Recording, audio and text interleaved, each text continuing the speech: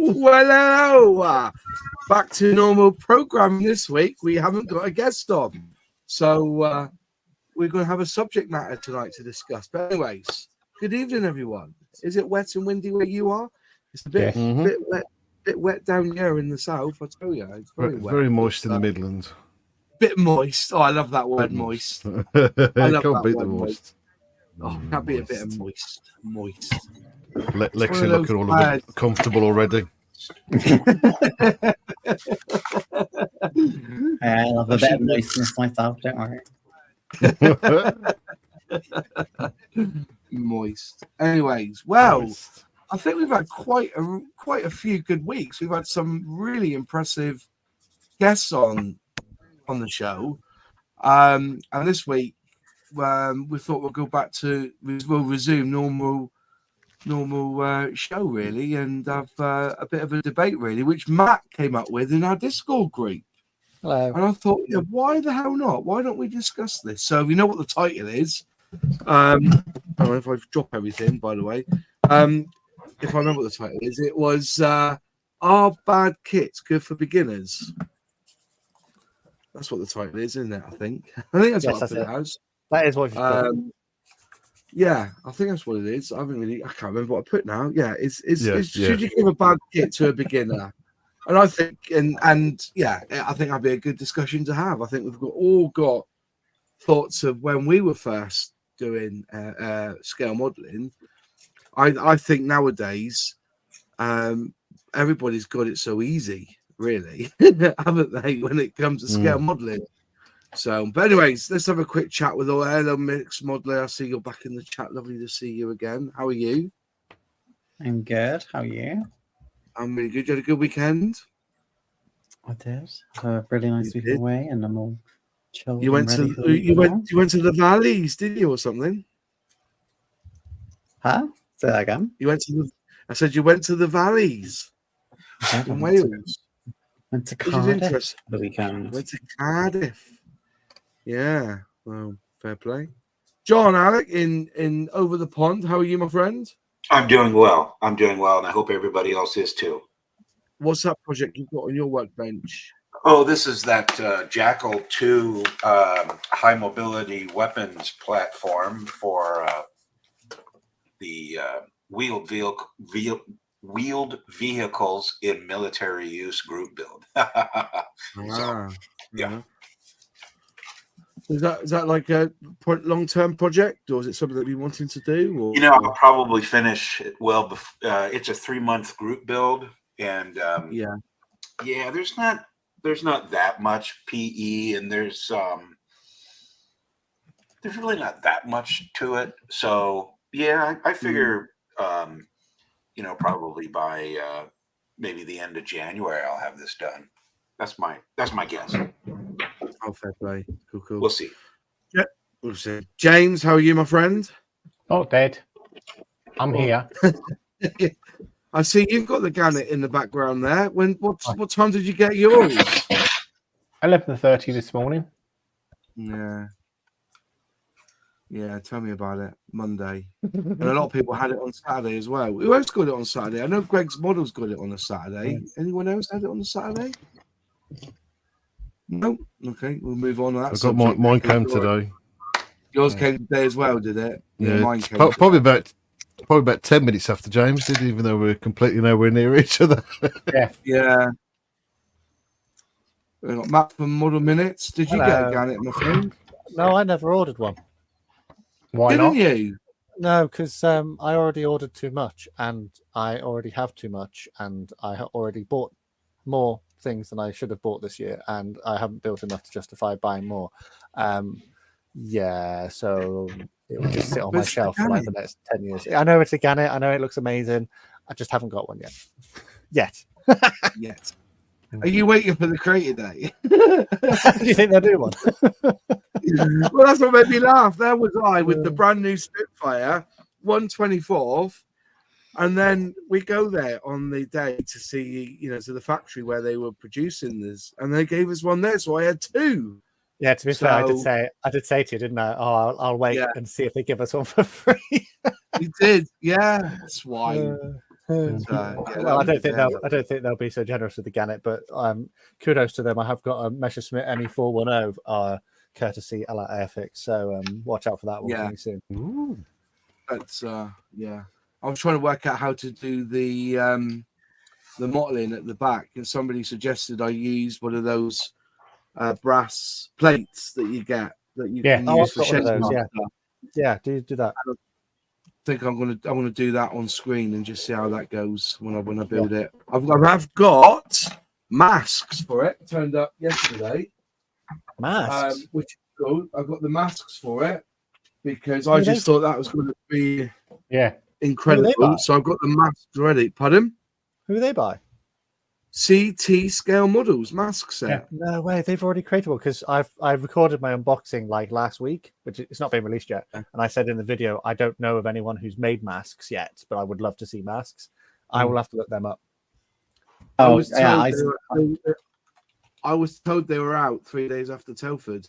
No way. Yeah, there was some really early because I saw some on eBay as well. Like that. Look how many you that come out. That's a lot of masks there, isn't it? For that, for a 1/72 scale. But then again, I've gone over to masks now. Like I'm in the middle of doing my Mitsubishi Zero 1/72 for a friend, and I've got a complete mask set on that. It was a delight, I must say, a delight to put masks on. Don't have to worry about tamming a tape and cutting it and spreading it and fingering it and rubbing it and getting it into position and cutting it, you know.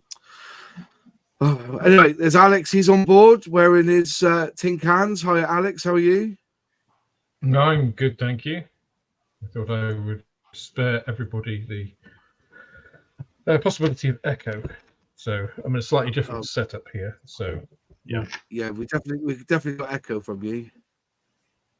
No, I'm joking. We haven't. We still have echo.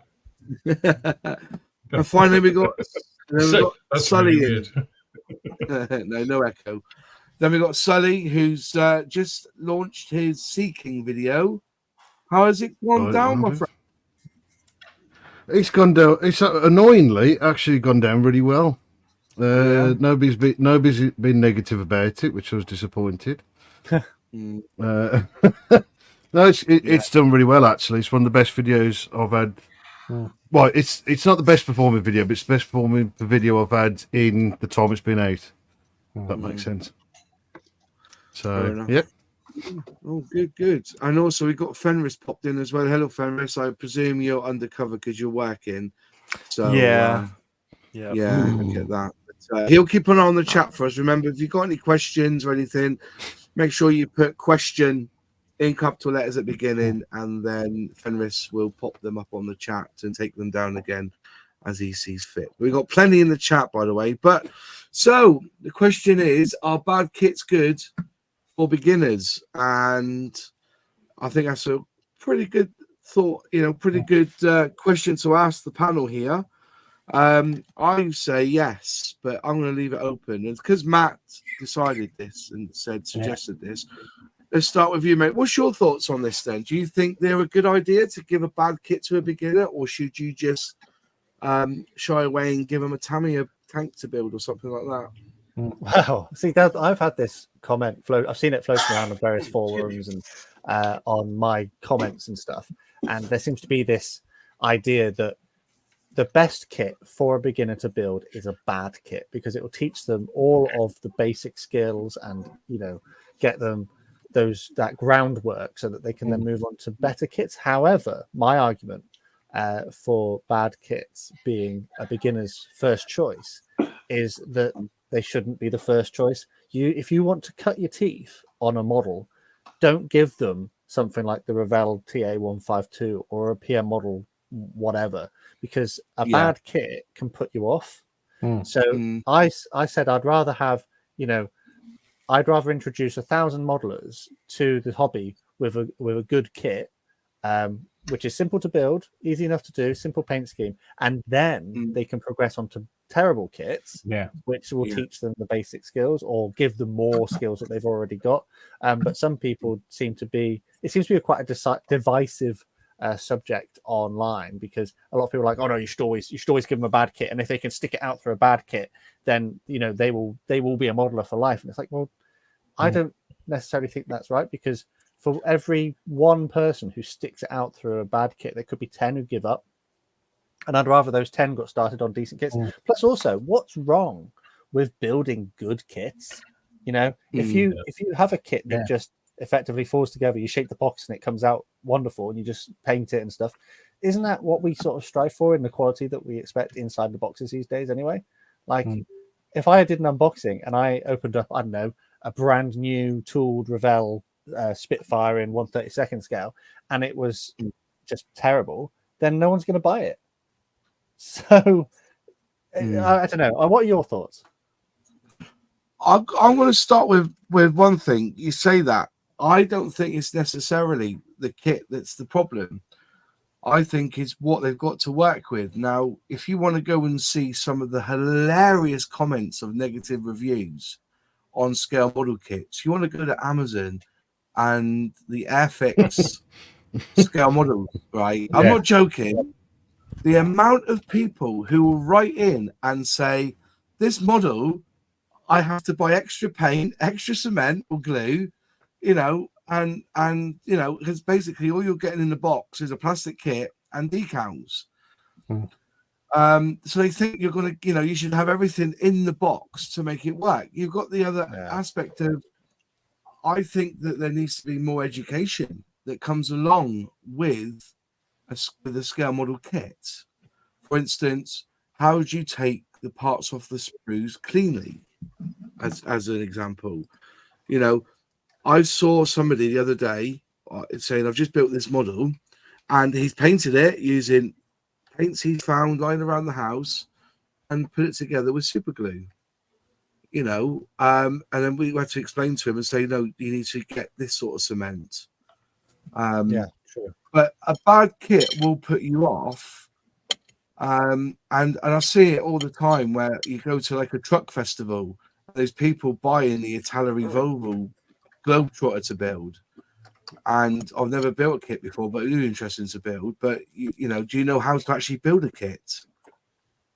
That I think it's the where, whys, and hows, not necessarily what the kit is. I'll tell you what though, if I want to give somebody a kit that they've never built before, I recommend the Tiger ones. I don't even recommend a plane. I recommend the Tiger 1 starter set from Airfix, but give them some contactor or a needle glue to go with it. That to me is the perfect starter set. Yeah. So Zinzan's asked, what is the definition of a bad kit? So for someone who does unboxings and reviews, there's certain criteria that I measure kits against. And from where I'm sitting, it's excessive flash, sink marks, poor mold quality. So if there's dirt and stuff in the actual plastic, excessive mold release. What else? Anyone jump in? What else is bad about a kit? Part of it's fitment, but the trouble is that you don't know fitment until you've actually built it. That's the quote. Unless that's one of the downsides of doing an unboxing without building it, is that you can't necessarily say. I think instructions is a huge part of it. For of a bad kit. I also think that the quality of plastic is a big thing as well. And decals. That's it. If you're met with Mr. Craft, sorry, you go. Alex? Oh, no, I was just going to say, so I agree with Matt pretty much 100% on this. And I think actually that question of what is a bad kit that Zinzan put there is a really good one. Because what, let's say, the modeling community regards as a bad kit isn't necessarily perceived as a bad kit by a starter. And I'll give a really good example, one that I recommend actually to starters, and it's the Tamiya Sea Harrier, which most people would say, oh, that is Tamiya's worst kit. And I've said this before on Airfix and Chill. It's like, well, it might not be accurate, It's got very little detail, really basic detail cockpit stuff. I mean, basically, you can just get rid of it because you put something else in because there really isn't anything. You know, if you're looking at it from a scale representation, you know, an exact duplication of a Sea Harrier, yeah, it's not a great kit, but it goes together fairly well. It may have some gaps and some bits, but again, a beginner, somebody who's never done a model kit before, isn't really going to be asked about that. And it's fairly chunky. It's 12 quid, so it's not an expensive kit. The decals are thick, so actually they're very difficult to fuck up. They might not look great, but at the end of it, you can actually get a decent representation. You know, and if it's your first kit, you're going to look over all of those things. And if you want to improve, you can actually go back to that kit and remake it. You know, you can fill all of those bits that you need to. So I think the definition of what a bad kit is a bit, you've got to look at it through the eyes of, you know, accuracy isn't really part of what makes a bad kit in this case bad, because an absolute beginner isn't going to be looking at that, or at least probably isn't going to be looking at that. Again, I think, Moss, you've hit the nail on the head with the Airfix starter kits. I would say the Sherman is a better starter kit than the Tiger, purely because those split tracks on the Tiger. Yeah. Whereas the Sherman one's all one piece, so there is no kind of fitting those bits together.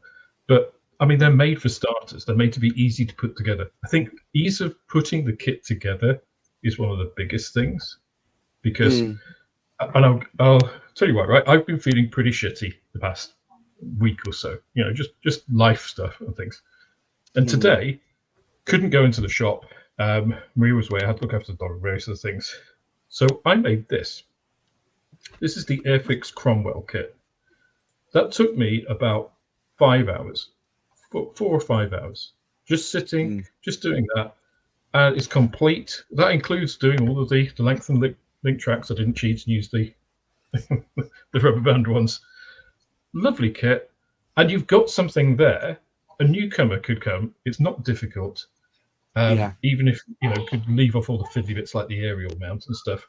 A newcomer could build that in an afternoon or a day or whatever, and you've got something physical there. You know, to say I've built that, and I think that sense of achievement is super important for coming to your first kit. You know, not having that thing, you get halfway through it and think, you know, this is actually just a ball ache. I'll put it aside. Like Matt said, I would rather, you know, 10 people look at the hobby and 9 of those go away thinking, yeah, this is something I could go further in, than 100 people take bad kits and 99% of them say, this is just too much, you know? Yeah, definitely. Miss Modler just put in a comment. Do you want to speak on that, Lexi? Because that was quite a good. Oh, she's eating. Oh, she's eating. When she comes back, but she put up a comment. There are you. Do you want to quickly just say what you said in that comment? Yeah, so saying that ease of putting a subject together is probably more important to a first-time model rather than the accuracy or level of detail. So sort of going on from what Alex said, and I'm like, I don't view myself as like a particularly like super duper modeler. Like I view myself as very average level, and for me, like the thing that's more important, if I'm looking at like, because I build like weird subjects sometimes, and it's not about how super accurate it is to real life. Like I'm not really looking at that. I just want something to look like the thing I like in real life. And even if it's potentially not even the easiest kit, but it sort of does fall together, it has good instructions, that to me is more important than like a kit that is super detailed, has like 5 million parts. It requires a lot more brute force or work to get it to look really nice than a kit that maybe has like 15, 20 parts, but goes together really easily, but doesn't have loads of detail. Like it's way more important to me that it, for any new starter, that it just flows together rather than requiring like 2 days of fighting with a kit to make it reasonably fit together. Like for me, like a good example is like if you look at the old Airfix Nat or Hawk compared to the new Airfix Nat or Hawk, the old one is not a super great experience compared to the new one. And so whenever someone is newer to the hobby, I always recommend them spend a little bit more and get the new one, because they're going to enjoy it a lot more. Whilst I understand, like, the skills you get from doing a bad kit are important, it's like any hobby or experience. If you don't enjoy it the first time, the likelihood of you returning to that are a lot lower. So you want to make, like, if it's someone's first time, you want to make it really nice, which is why it's also good that Airfix have got rid of, like, some of the really old starter sets that were really old moldings that were not great. It's actually a really super important point. Oh, sorry. Okay. Yeah, as you can say, they've actually discontinued all of them, basically. You know, like the Beetle, which I did for Matt's starter set challenge. You know, I grabbed that Beetle and went for it. And to be fair, because I knew from past experience on using that cement that comes with the thing, you know, with the starter set, I was able to get a pretty good finish. The only thing that kind of let me down was the actual paint in the box. We have this debate all the time. You know, you can have the best model in there, but if you got that humble paint and it comes and you don't know what humble paint should look like or even be like, you just see a very thick, grainy paint in the bottom, you're going to use it. And the fact that you will use it and you wouldn't even know to get the best out of that paint, you water it down. It's all these little things, isn't it? But VFC up there, you know, if you've got a kit that you need to really work hard at and stick to it, you're going to get more reward out of it. So, you know, you could be a beginner and do some pretty good starter sets. Then you'll pick up, say, like Ms. Modeler says, a KP kit or something, which is dire.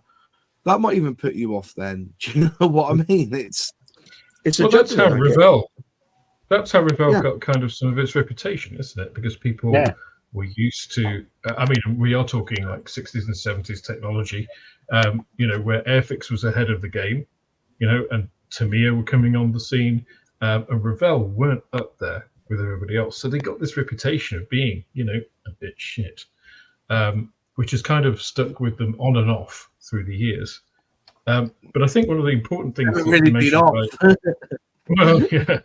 But I think one of the important things, although there are some kits actually of Revell that I would recommend to starters, but that's another thing.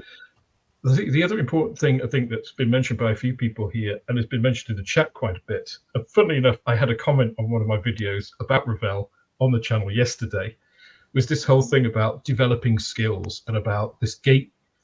I hate the mentality. It drives me nuts, and I'm sure it infuriates many of you guys as well. This whole stuff is like, are we modelers or assemblers? You know, it's an art form. I can create a great kit from a piece of shit kind of thing. It's like, you've missed the point. You know, it's just like, stop gatekeeping the hobby. It's not yours to do that with. But none of us developed our skills, I'm guessing, okay, correct me if I'm wrong, on our first kit. I certainly didn't. I did many, many kits quite badly. I mean, really badly when I was a really young kid. And then when I came back to the hobby, I still made kits really badly, and until I wanted to learn more and gradually saw other modelers and read magazines, back when magazines were a thing, and started developing those, trying them out little by little. But that was dozens and dozens of kits into my journey. And I'm sure even if you're, you know, super keen and enthusiastic these days, watch a lot of YouTube stuff, you're still not going to develop those skills in your first few kits. So you need positive reinforcement. I think it's so important. I always say, you know, when people say, what's the ideal kit? It's like, well, firstly, it has to be something that you're interested in. There's no point me recommending, you know, that Cromwell to somebody who's into Gunpla and Gundam or dinosaurs like Fenris, you know. Do something that you are really interested in.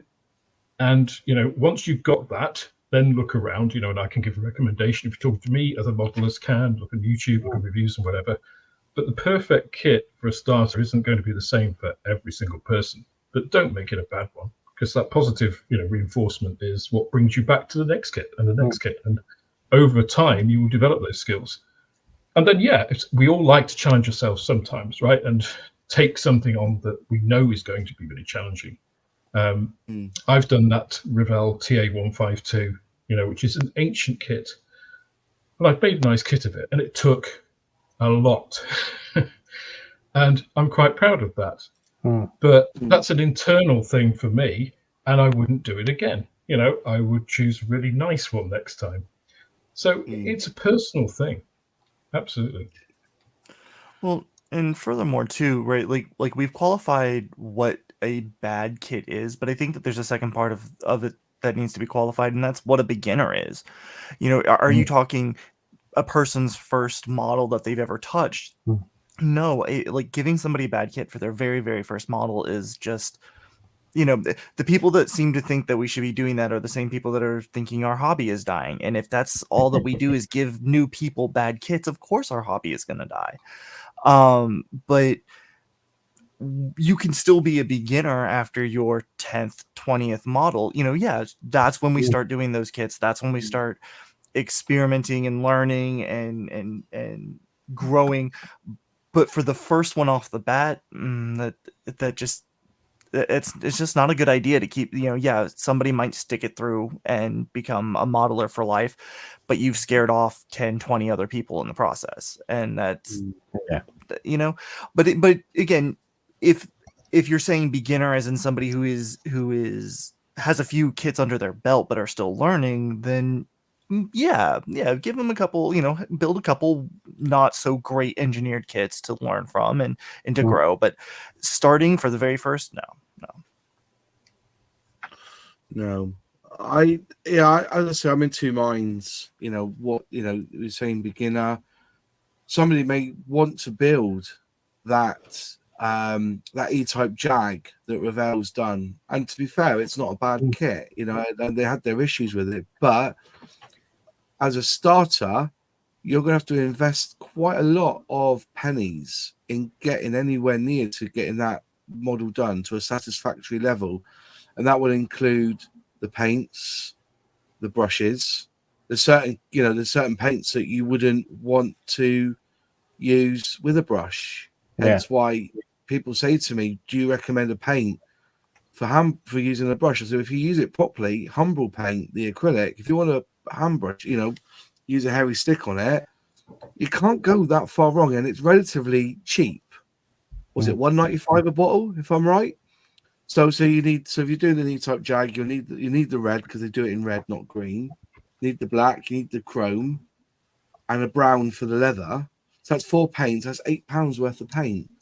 3 brushes, middle, small middle, and a flat brush. A flat brush is good, but unless they know that, they understand and they realize that they're going to need the specialist cement and the paint and what brushes to use, they'll probably end up using poster paints that they get from, if they're for an adult, from what their or their grandchildren might be using to paint their pictures with. You know what I mean? So maybe it's more about education. Maybe it's not about the kit as such. Maybe it's about the education. Maybe that's more where we need to look for. I don't know. What's your thoughts on this, James? Well, it's like me. I started off with an Airfix kit. Bizarrely, a Mark 9 Spitfire. Brother and my brother-in-law helped me build it. But then my dad decided he'd buy me a kit, any kits, didn't do any research, and they were awful. Like he had his heart in the right place, but he'd go into BC's and buy a kit. Any kit would do, as long as it fitted his price point. So I'd end up with things like an MPC X-Wing or a Revel Victor, 196 scale Revel Victor, which is Limburg. Thing is, they were awful kits, but I loved them. Yeah. The thing is, most kits used to end up in the bin after about a week because I messed up the paint and whatever else. But obviously, the bad kits I do remember. You see, I do remember bad kits from my childhood as well, and they scarred me. I mean, sometimes physically when I stabbed myself with them, but I remember the old Airfix. It was a weird scale. I think it was like 1/87th scale, V2 and trailer. And I still remember, and I can only have been about, what, 7 or 8 when I made that kit. Yeah. Horrific. I just remember nothing fitting. I remember glue being everywhere, melted plastic. And I bought it again fairly recently, but a couple of years ago, to go back and actually kind of cure that trauma. But that put me off Revell for a long time. And when I went back to Revell, not much had changed, you know. I don't want to get into Revell really, but you know, I think, as we've all said, a bad kit can really put you off. If not modeling, then certainly a manufacturer. And if it's just one out of, you know, you unlucky, is that fair? You know, to your experience, you know, because you're excluding potentially good models, and a manufacturer who, you know, may have just made a mistake. Yeah. A-Sheep just put up, the new Airfix starters are great, but the sadistic individual who decided that the yellow Sea King should be branded as a starter set should rethink their choices. Great model, but it's not for newbies. When I'll tell you a little story behind that, because Dale actually explained it all to us, what the new attack is. So there are those that you would class as starter sets, which will be like the sports cars they've released recently, the two tanks, the Sherman and the Tiger.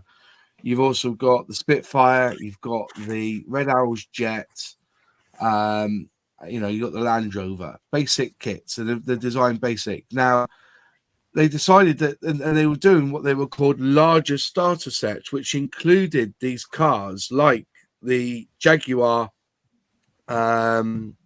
was it that speed, the XJS or something like that? I don't know, some sort of speed car. They decided that actually we're going to scrap this whole idea of larger sets and starter sets. What they're going to do is have starter sets and gift sets. And I do like the thought of the gift set, because, say, for instance, you want to do a Sea King, it will be classed as a gift set. It will come with 2 brushes, 6 or 7 paints, and a kit that does have, I think it's up to level 2, and I think the Sea King was a level 2 in 1/72. But those gift sets are for those who have built 3 or 4 models before. Same with the Concorde. It isn't a starter set, it's a gift set, the Concorde. And to be fair, and I can tell you, Moss, and I've said this before to you, I think that's bullshit. And this was before I had the shop, and that's been borne out by retail people coming in, you know, customers coming into the shop. They don't see any differentiation. They just see them with the paints and with the brushes, and they pick them up. And, you know, I can give my advice as shop owner and modeler about, oh, well, you know, maybe little Timmy, if this was his, you know, first model, probably shouldn't be doing this kit. But that's a difficult conversation to have, and also not really one that I imagine Airfix wanted people to have necessarily. But what would you call them instead then? Say, for instance, you want to put, you know, a gift. So I just wouldn't have them. I just honestly wouldn't have them to be. I would have starter sets and that's it. But the idea is that you build up your paint portfolio. Yeah, but really, you're going to build up your paint collection out of those little shitty pots? Well, why not? Just a shit.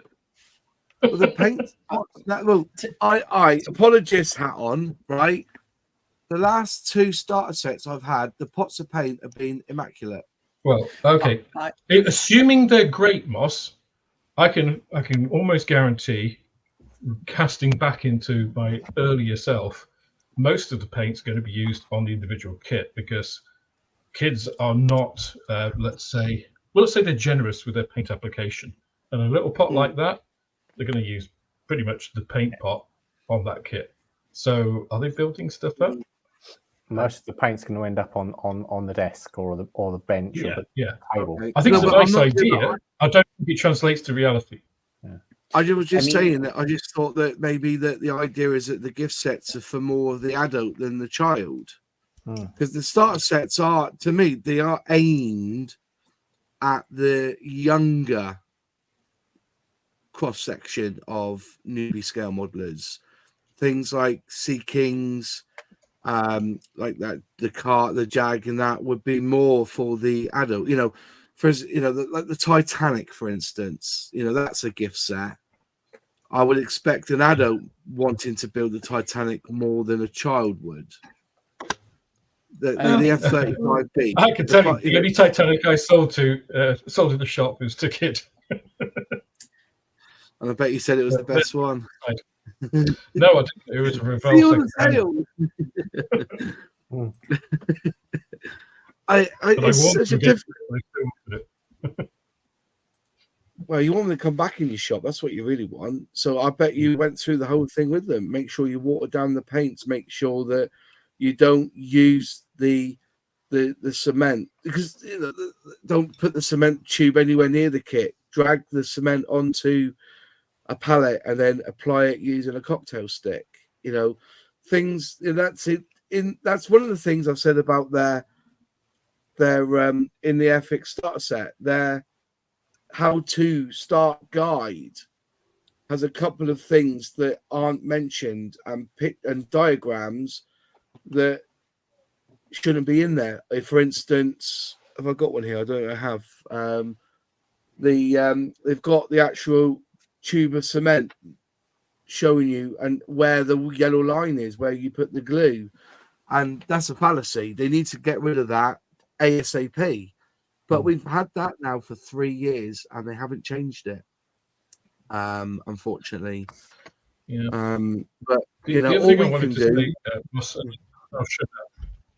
sorry, carry on. Finish. I thought you'd Well, finish. you can say your point.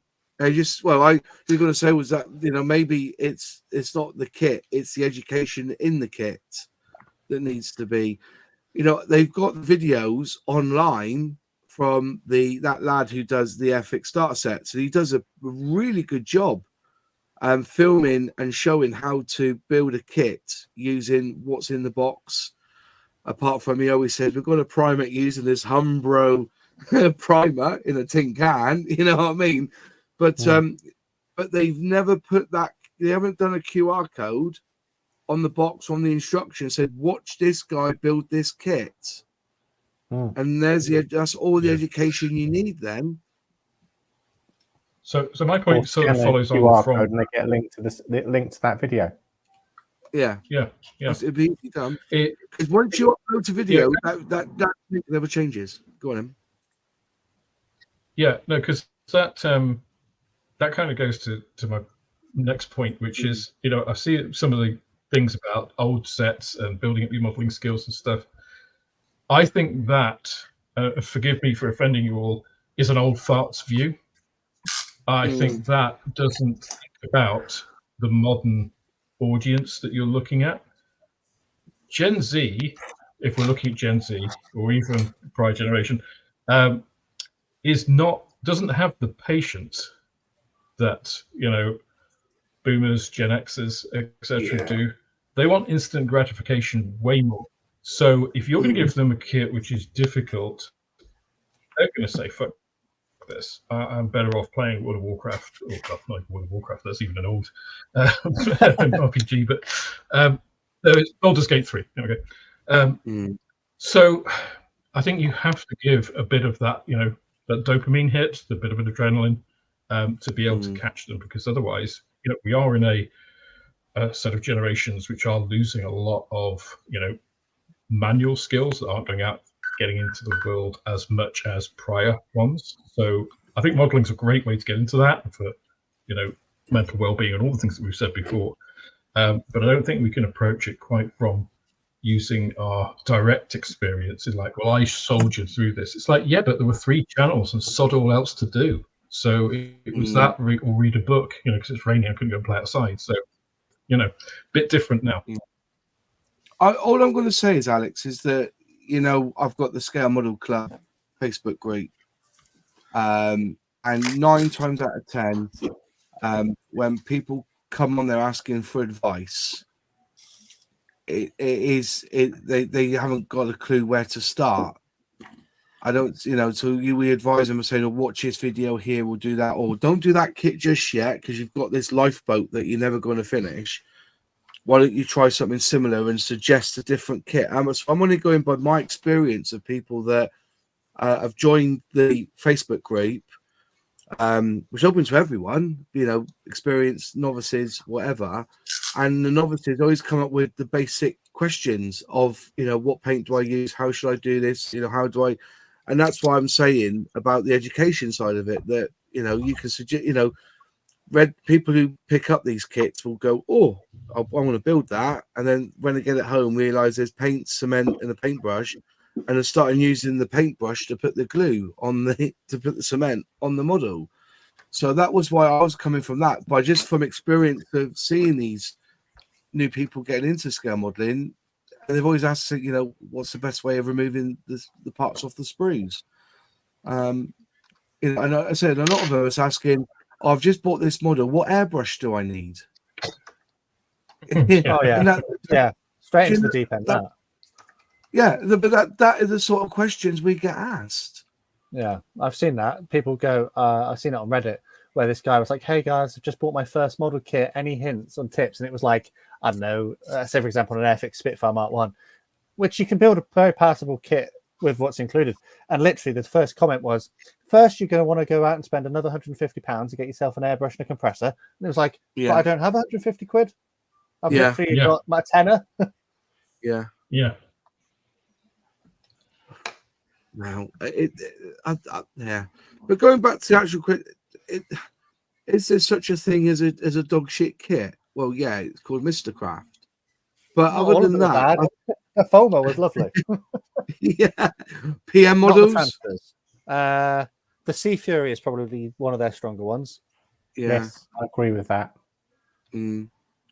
A starter kit should be good quality with excellent fit, low part count, simple paint scheme, and enhanced instructions that are more detailed or informative than normal kit instructions. Yep, agreed. Amen. Yep. That's 100%. it. And I'm going to say the recent Airfix kits have that. Yeah. So I think the simple paint scheme, I think somebody else, I think it was you, Mus, or Matt mentioned the simple paint scheme as well. That's super important. I mean, Messerschmitt ME 109 E3, great, but you don't want to do mottle camouflage as a starter. A Vampire, which is silver, much better. Yeah. Whites, reds, and yellows are terrible choices for a starter set. Yeah. So that's seeking the Jet Provost. It's just hard to do those colors well. I mean, you can, but it is a faff, and it's another skill in itself. Yeah, although it's a fabulous kit. Oh yeah, definitely. And lots of decals as well on a kit, on a starter set. So, but see, this is where Airfix went a bit wrong with that Bugatti. Do you remember I said I was talking to Nunu about it, and I said that scheme, that's fucking hard for a scheme. That Bugatti mixing the red and the black. That and they don't tell you, there's no masking tape in the box. You would clearly mask up that glass to do that kit. Whereas the DB5, overall silver, perfect. Oh yeah, perfect. Lord Bodford, I've got that RNL lifeboat, and I know I'm not ready to tackle it, mate. I'm not ready to tackle it. I'm not even ready to tackle it. I think collectively, maybe we could. Do you know what? It's funny that because the first part of the instructions, unless you know how to read instructions, you would have cut the bottom half of it off. Because the way the instructions, the first bit is where to cut it off to make it sit. But you don't need to. You just, obviously, if you do the diorama, you can cut it off there. But looking at the instructions, it's like you have to cut the hull off at the bottom. So unless you know that, you wouldn't even, I hate it when companies do that, and they tell you as well that there's an option. There's this kind of bomb or this kind of drop tank, and I'm like, okay, that's great. Which one am I using for my paint scheme? Yeah, I don't know. It could be a slightly different variant. Like, was this particular drop tank used on this MiG-15 in the Korean War, or was it only used on Russian aircraft, for example, which we held back at home? Like, I don't know. And I will say, Tamiya does pretty good with that. with a lot of their aircraft, they'll say if you're doing scheme A, scheme B, use this bomb. If you're using scheme D, use this one and this one. Yeah, learning the instructions is a big thing, but then that's by and by with it all, isn't it? The more you experience, the more you get to. I can look at an Airfix instruction manual, the instructions and go, yeah. But if I see a Ming one, or what's the other one that I saw Armour Hobby, for instance, I don't think they're the clearest instructions going. Personally, I don't think they're that good. The Tamiya ones are pretty good. I think though, if you've got a really good starter kit, Moss, the instructions should really be a guide. If you need really clear instructions to point something out in a starter kit, I think they need to go back to the tooling and rethink it. I don't disagree that the instructions need to be clear, but put it this way: if you get given a 1/32 scale Revell F-18 Hornet, run away as a starter set. Run away, because obviously that one requires bits being cut off to get it to fit. The Hella starter sets are perfect for ensuring you'll never build a second model. Yeah, it's like, but that's the thing. I put a link up in the chat if you go looking back a little bit. I did an article about starter sets on my Substack, and I was talking about I used a bit of an analogy of when I was a kid, and we went fishing, and my mate got all the best equipment and didn't come back and didn't catch a fish with it. The Italeri starter set had everything in it. It even had the perfect cement, a little pot of cement in glass jar, and had Vallejo paints with it as well. It was the perfect starter set, but they used the 1980s tooling of a plane, and you're thinking, you had everything there. You had the sprue cutters in. You even had a sanding stick, different grades either side, perfect paint. They basically did in England at the World Cup, didn't they? Everything's set up. Just win it on penalties. Then fuck it up. Yeah. For my 2 pence per starter kit should follow Airfix recent example. Simple build with a few added bits. Simple color scheme with an interesting subject. They sell themselves in the shop. Yeah, do you say that the best sellers are the Airfix F-35 and the tank double set of the Sherman and Tiger? Yeah, I totally get that. Listen, I've got the reason I said the Tiger was it's got even less part count than the Airfix Sherman. The only fiddly bits on it were the flaps at the back, the mud guards at the back. And I've done this. This kit here was done as a starter set challenge. I did a full build on it. It took me about an hour to do. Filmed it, everything, and I painted this using the Humbrol paints, and I got a pretty good finish. I even highlighted Humbrol paints, and I even highlighted all the tools on top. I thought this to me was an easier build than the Sherman Firefly. I understand the tracks were they look a bit nasty with that mark, because it's two-part backs, but I didn't mind that because I glued them together, squeezed them together, and I got myself a nice little tank out of it. So that's why I did. I even did it using the brushes, but I did use a flat brush. The third coat on it, I used a flat brush, which I showed in the video why I said you should do it. But the Sherman Firefly is also good, even though it's inaccurate because it's got a gun and it shouldn't have a gun on it. Should be, but that's the thing, isn't it? They design these kits so well that I think don't even bother with the Spitfire. Actually, saying that, and I think you'd agree with me, Alex, that F-35 that they brought out as a starter set is bloody good.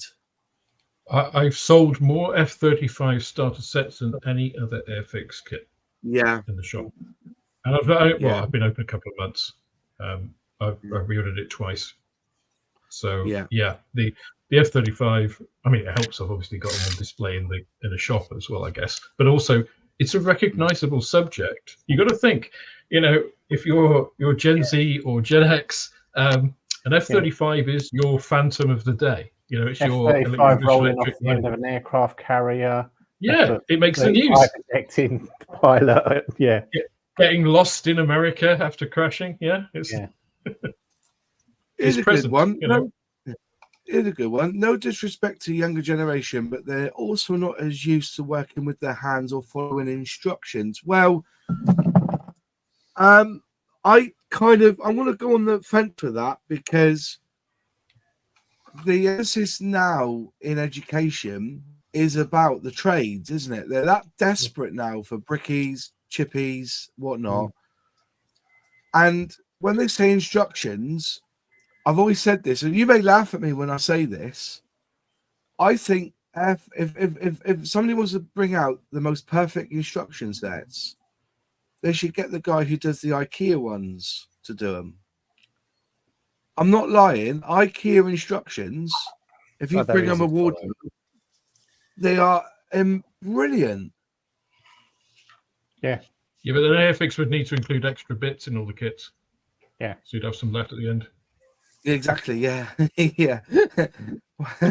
Why have I got 3 canopies left? And £40 postage for them. So yeah.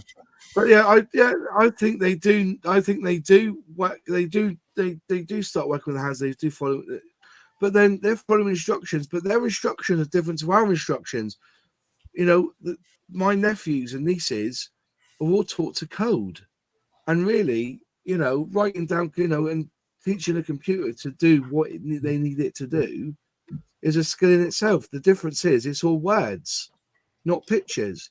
So maybe the Airfix need to go back to the old school of having an exploded view and then just have a script to read. That's what kids do these days, is read scripts, isn't it? Mind you, I do miss that. I was talking about the other day, you know, I am crap at remembering what parts of a plane are called, the flaps, undercarriage, I know the basics. But when you have the old Airfix kits, it tells you what the part is you're about to glue in position, what it's actually called. And that's missing, I think.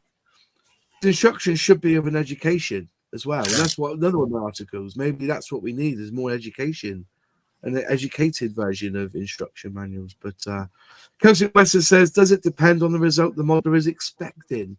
If a beginner gets the kit together with a rough paint scheme but is happy they created something, then that is a result for them. Fair enough. But yeah. We also see Tamiya kits as bundles of starter kits with paints and glue. Do you? I've never seen a Tamiya kit as a bundle with paints and glue. Usually the PZR2 Chieftain, or Chieftain's standard, isn't it? That's a 148 then. That wouldn't be the 135th one, would it? I don't do a 148 scale Chieftain. They don't. They don't know. Which one is it? Myself. They're 135th, I think. I believe 135th is a start. Maybe that could be, yeah. Those 135th kits out are so easy. Yeah. I mean, I've got the M41 Walker Bulldog upstairs, and it was literally, I built it within an hour. Yeah, that's the challenge that's been set by Jonathan Mark and Spencer, isn't it? This year is the Bulldog, the Walker Bulldog, which I might even do. That I've got one here on the shelf that I might build for that, for a bit of fun. But then, wait there, I'll go and get mine. I just want. So they do. I've never seen a starter set from Tamiya. So does it come with Tamiya paints? Well, Tamiya paints aren't that good for brushing with a hairy stick, though, are they? I don't know that I agree with that statement.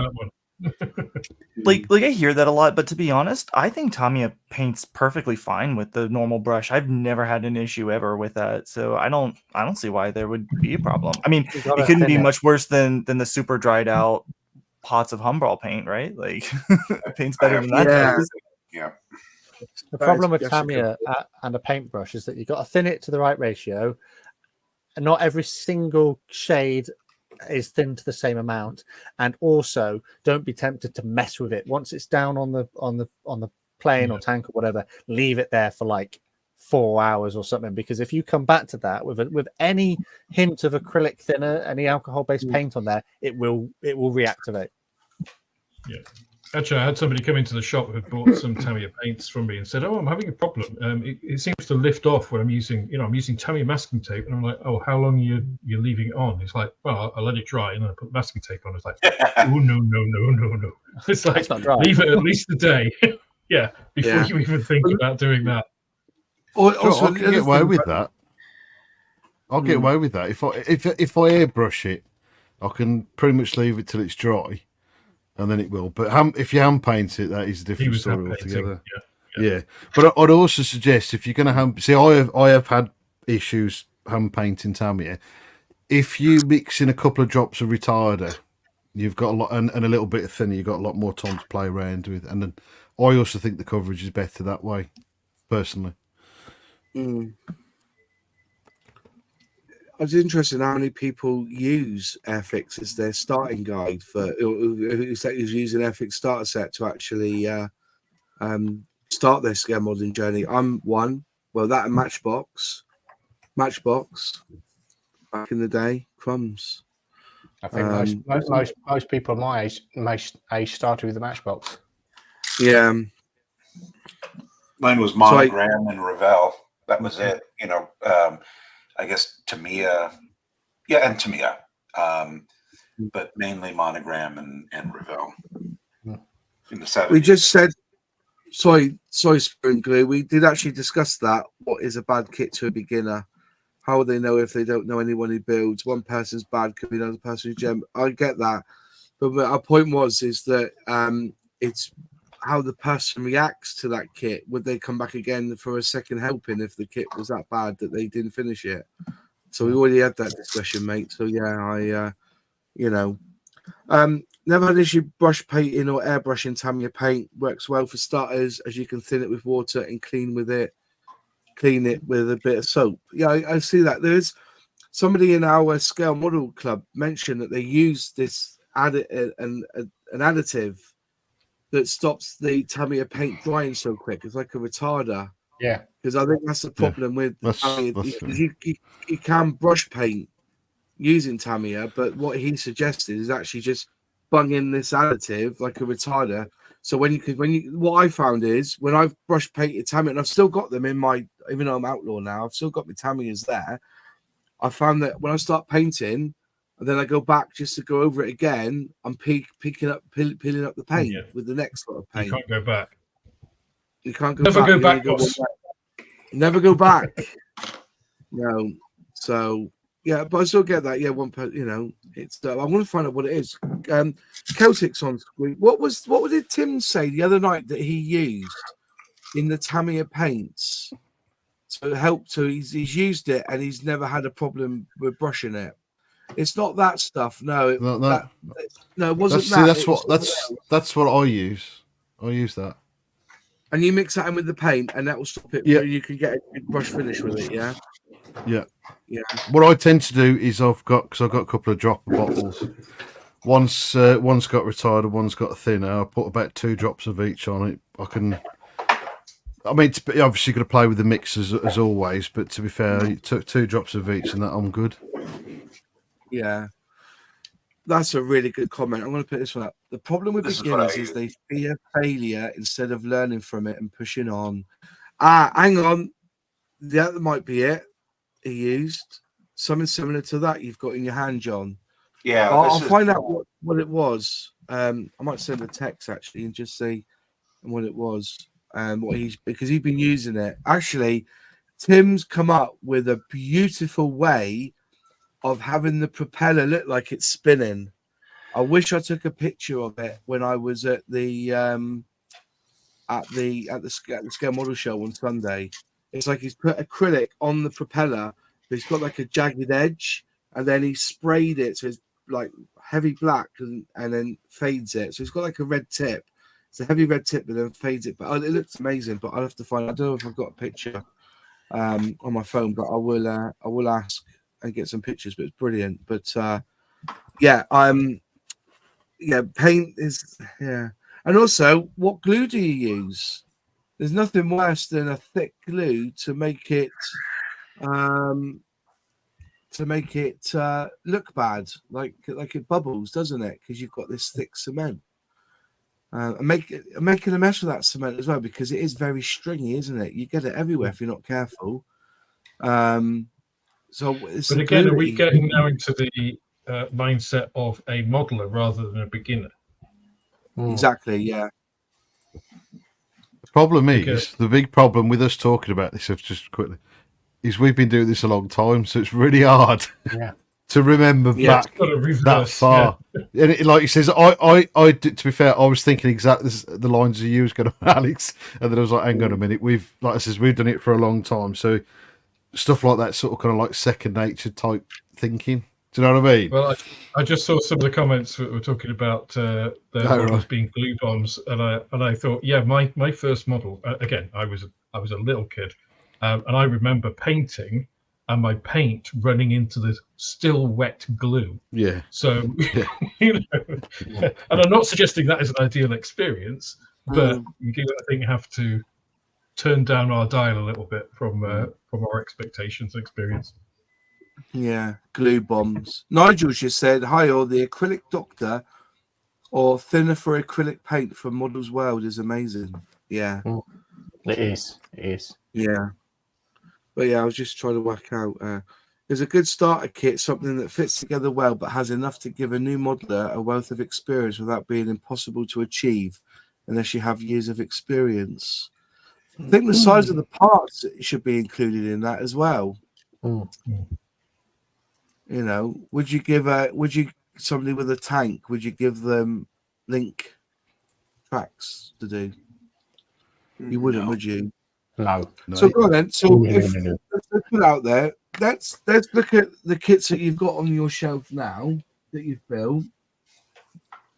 What would you, if you were to make up a starter set, forget the paints and that, but say there's a particular kit that you've built in the last 18, 20, 24 months that you could think, I've built that, and I reckon that could be put into a starter set with paints, glue, and the brushes, and they will get a good kit. Name one, anyone. Go on then, John. Name a kit that you've built or think you would, or have built that you would make into a starter set or sell as a starter set. The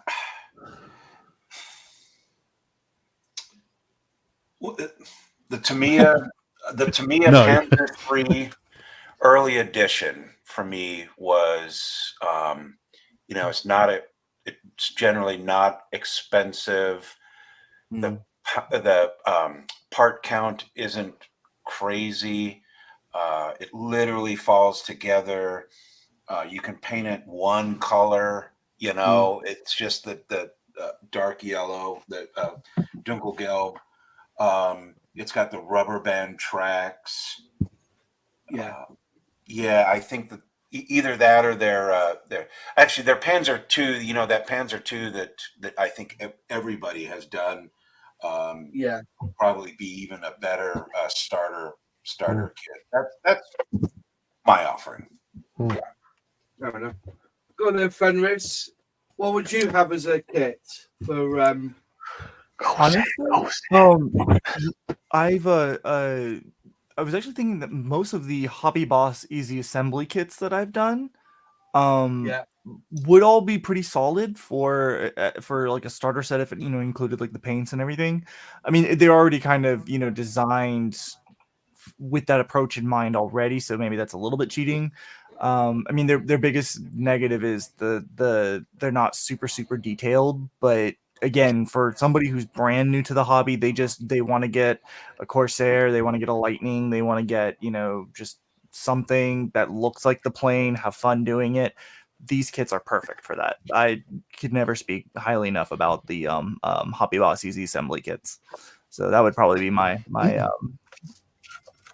selection there. Fair enough. What about you, Matt? You've done a few easy kits recently. Yeah. So I'd echo what Fenris has said there. The Hobby Boss BF110, I think I finished it at the beginning of the year. And was it last year? I can't remember. It has a very low part count. It's almost like a click together system. The details are relatively good. And one of the paint schemes included was an all black version. So you could just leave the canopy off, spray the whole thing black, stick the canopy back on, put your transfers on, and you are done. So yeah, I'd go with that. But the problem is, I do build quite a lot of starter sets already, and the other kits that I've built this year have been they're not starter set friendly. Like I've just done the Mr. Craft IL2M. I did it as a back to basics build, but even then it had like flash on every single part. Some of the parts are warped, some of the parts don't fit together correctly. On the flip side of that, I built the Eduard MiG-15, which is in 1 to 144th scale, which is an absolutely lovely little kit, but it's so small and fiddly that I think that even, you know, for a beginner, I think you'd really struggle with that one. Even if you use one of the simple paint schemes, which is just all silver, because it's just so small and there is so much finesse in the design of the parts. I mean, I even struggled. I lost 2 parts about 6 times and had to remake them every single time out of stretch sprue. So yeah, it was a whole thing. I mean, you could, in some respects, you could say, if you just want to throw something together and have it look like the thing at the end of the day, you could say, like, I know it's the worst PM model kit is the PM Spitfire, but it's so cheap. You could just glue it together. You can paint it however you want. It's like, if you're not fussed about how it looks at the end, then that's your success criteria is to have something built, then that's fine. But if you want something to look like it does on the box, that's not for you. If your success criteria is to have something that looks good and you can put on your shelf and go, you know, I'm proud of that, I don't think the PM model Spitfire is the right call. I think you'd be better off with one of the other Spitfires from the other brands. I'm going to jump in here because I'm going to say the 3 kits that I have built recently. I'm going to laugh at this one. You can laugh all you like, but the USS SSN 23 Jimmy Carter, it's a submarine. It's 2 halves stuck together. Okay. Paint scheme is black and red. And this is it. I haven't painted it yet, but I did that in 8 minutes. Okay. It went together really well.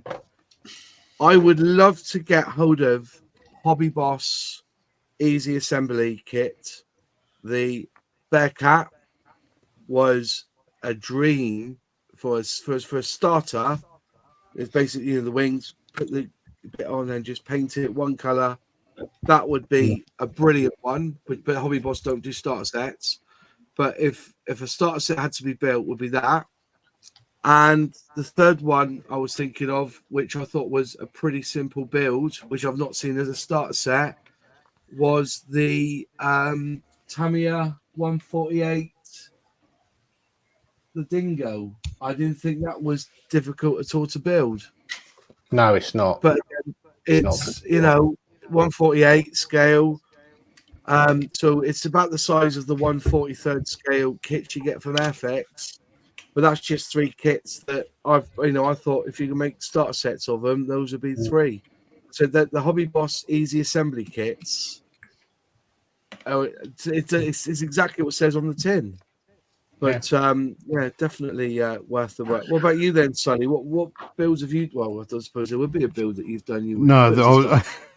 I think the one that I can think back to, Tamiya Panzer 4. That's a really, really simple build. I can't even. I'm trying to think of an aircraft that I've done that's easy, but I can't. I would. I mean, I know. I think we've said before a while ago. One of Tamiya's older, like 48th or probably the 72nd aircraft. Probably not some of the newer ones. I mean, obviously you'd have to research it. Yeah. But some of the old ones, they're a lot more. They're really good, and they're a lot more simple. Of course, if you get one of the more modern day ones, they are a lot more complicated. Yeah. I still think are easy to build, but they do have a lot of parts in them. So, which could obviously, you know, can put people off, I suppose. But yeah, fair enough. That's all I can think of because everything I've done recently is complicated because I'm a sadist. Yeah, Lexi, what kit would you recommend for as a starter set that you've built recently?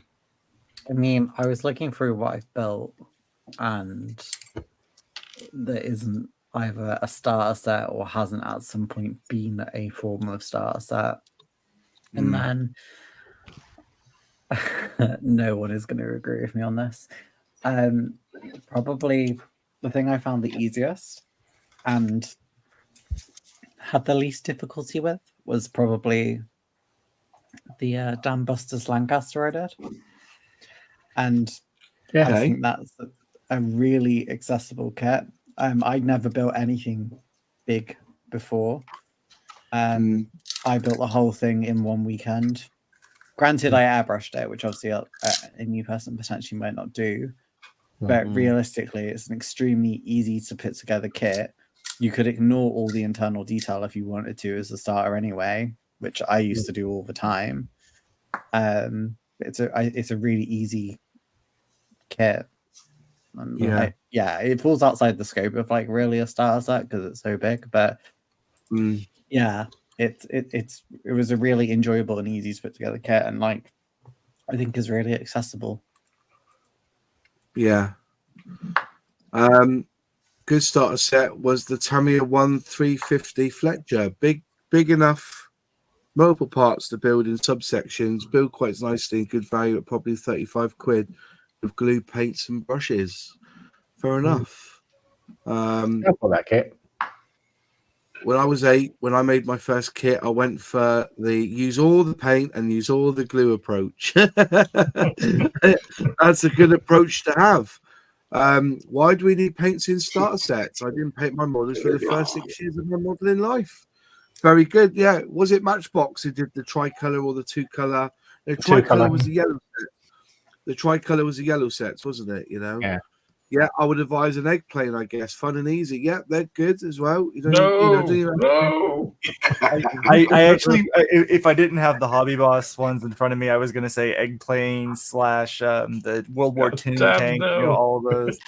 They're fun. They're nice little builds. Heresy. Burn you all. Yeah. It is what it is, lads. It is. Yeah. So what about you then, Alex? What would you have as your first start set? Do you know, like Lexi, I was looking through my stuff and thinking, actually, most of the things I've built that would be suitable are already Airfix starter sets. You know, the Mary Rose is a great starter kit. The F-35. You enjoyed building that one? Yeah, and actually, that is the second most sold kit in the shop, is the Mary Rose. I think, you know, as Sully said, and as John Alex said, the older Tamiya stuff, like the Panzer II, the Sea Harrier, as I mentioned, you know, I think tanks are good because they don't have the inside pieces that can put some people off. I appreciate if you're interested in planes, you don't really have a choice, but it's an easy route. I think the one thing that I never thought about before until my recent live stream is Gundam. Or let's say Gundam-like things, because I was informed that what I actually built wasn't Gundam, it was something else by several people. But a weird Japanese robot, right? Because they're actually... they're actually super easy to build. You actually don't need glue, and you do get a finished product in no time. And you can paint them. You don't need to paint them, but you can paint them, so you can develop skills afterwards. And the kinds of things that, you know, a lot of kids would be into. So that's something that I'd never considered, which I think would actually make a good starter set.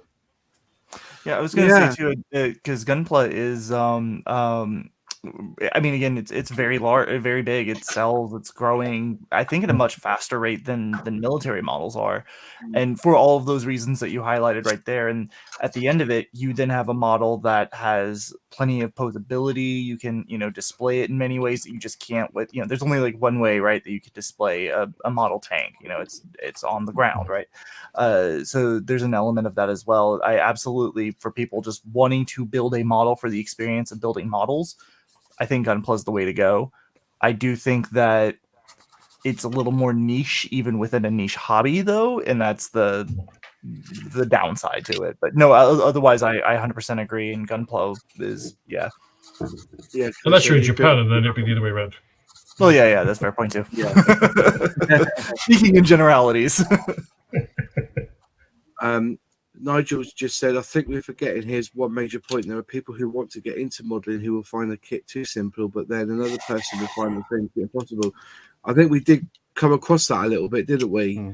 I think the major point is what is there on offer to the scale modeler that they can start and finish in one go and be happy with the actual product they've built. Yeah. I think I think Airfix realised that Spitfires and Red Arrows isn't the way into a scale modeler's heart. A lot of youngsters now love their cars, and hence why they went all out and have got 5 or is it 6 vehicles in their starter set range, when originally they just had like the Beetle's missing. A new tooled Beetle is needed desperately, and I have that down this year as one of their cars they're going to release this year. The Beetle's got to be in there somewhere. Would a new modeler even recognise what that was, Moss? Depends which Beetle they do. I would like them to do the new version. Even the new Beetle is out of production now. That's disgusting. I actually like absolute filth. What's wrong with you? You need to look at it. Well, yeah, I know the history of it was like, Hitler apparently designed it, and after he had his second wipe on the toilet, he thought, we'll make the spare tire, the air for the water jets or whatever. But I remember when they released the new version of the Beetle, right? And my friend had one. Well, the girl actually had one on a courtesy car because her car got smashed up. And it was big in yellow. It was really, and the looks that we got driving around, people like smiling at this new Beetle. Flower pot in the centre. And do you know what made me laugh is that Audi thought we could do one as well and made their TT, but just lowered the roof slightly. Do you know what I mean? If you look at the Audi TT, it's like a Beetle. But we've been doing them for years. Yeah. So the Porsche is basically a glorified Beetle, isn't it? Really. But I would like to see Airfix bring out a Beetle, and I think people would get into scale modeling because they've got a Beetle. I think the other kits that would make good starter kits, and they kind of do them but badly, are the old Matchbox kits. And Revell have these first diorama things. The problem with them is they got 2 paints in them, and they're about 3 times the price that they should be. If they actually made a decent starter set out of some of the old, like the old Puma and Comet and stuff, they're really easy to put together. And for a starter, they cover a wide range of subjects. If they make them cost effective, they would work quite well, I think. I did a video on it, on that Revell first diorama, and I said it's all well and good putting the paints in and everything, but how do you paint the diorama bit? Because those paints wouldn't work, unless you can't do a camouflage scheme on the diorama as well, then you wouldn't see the tank, would you? You know what I mean? But I would love, it's. I think the subject matter needs to change as well. But starter set's a starter set. I think we've got a vast improvement. And like I said, Hobby Boss's easy, authentic, easy assembly one. I've got one here, which I haven't built yet. But the Czech Zilin, you open it up. I just dropped a bit on the floor. Where is it? I know it's in clear plastic. No. It's in clear plastic. Yeah, that's all right. The carpet monster's too big for the carpet monster. You put that's it. That's 2 bits. Put them on, and then you just have to paint that, and it's done. And the fit is really good. The fit's really good. I actually like that. I like it in clear. Actually, it's quite interesting, isn't it? Having a clear part. But yeah, so the easy assembly kits are, and you get 1 sprue. Then and on the sprue is the cockpit. Was that like a special edition one or something for the having the whole fuselage I don't being clear think- like that's interesting because I hadn't seen that before. No, I think especially I just think they only had clear in stock at the time. That's what I think. But yeah, that's easy. What's it? How many parts is it? There's so many parts. It is. Was it 15 parts? 2010 design this one. So, but it's just something very simple. But they don't do it with paints or that. You see. So, yeah. Well, you know, friend, have I asked you about starter sets? What would be your perfect starter set? Yeah. I was saying the Easy Assembly, the Hobby Boss Easy Assembly ones. I really do think that again with some paints they would do really well. Yeah. I had one of the latest TTs. The Diesel Ultra was limited edition interior. It was awesome, but not very practical. No. But they look good. I do like the TTs. You know, not the bubbly one, but the nice, the straight edge TT they brought out was quite nice. Or the Audi R8. I'll have one of them as that's good stuff set. Do an Audi R8 because that'll be one color. That'll be one color, wouldn't it? So normally they were silver or black, weren't they? The R8s. Some of you have weird views on what us youngsters are like. Well, Keith, you tell us, then, mate. You tell us. You tell us. You know, I'm mid-40s now, mate. When I was a kid, we used to scuff our legs. We used to get cord, all sorts of things, and we just got on with life. Yeah. You know, I didn't need a safety harness to go climbing trees and grabbing conkers and shaking the branches. In fact, I could Probably even should have play used one though. Yeah, but I could play conkers without having to wear a mask and gloves, eye protection. Mid-40s, Moz. Yeah, definitely mid-40s. Yeah. Our play parks wasn't made of rubber, it was tarmac, mate. Actually, the only bit of grass and mud, and that was at the bottom of the slide. Oh, I don't even remember that. Usually it was a big puddle that had accumulated in the concrete. The slides that used to be like 190 degrees in the summer, freeze solid in the winter. Yeah. Oh yeah. Them were the days. Thank God for progress. Yeah, you know, we used to play football, and we'd always, you know, so there's always be a dog that is shit somewhere near the penalty spot when he'll go in for a tackle. You know what I mean? Yeah. But you were lucky. I had glass. You had glass, yeah. Yeah, it's always glass. Always a bit of glass. Yeah. Actually, just on that point about like weird ideas about what young'uns want, one thing I think that Revell do is, in a very cynical way, I must say, is try and tap into that kind of more screen-based, like app-driven world. Have you seen they did a version of the tractor which is associated with like one of the tractor farming games? No. Have you seen that? Yeah, and they've done like stuff with World of Tanks.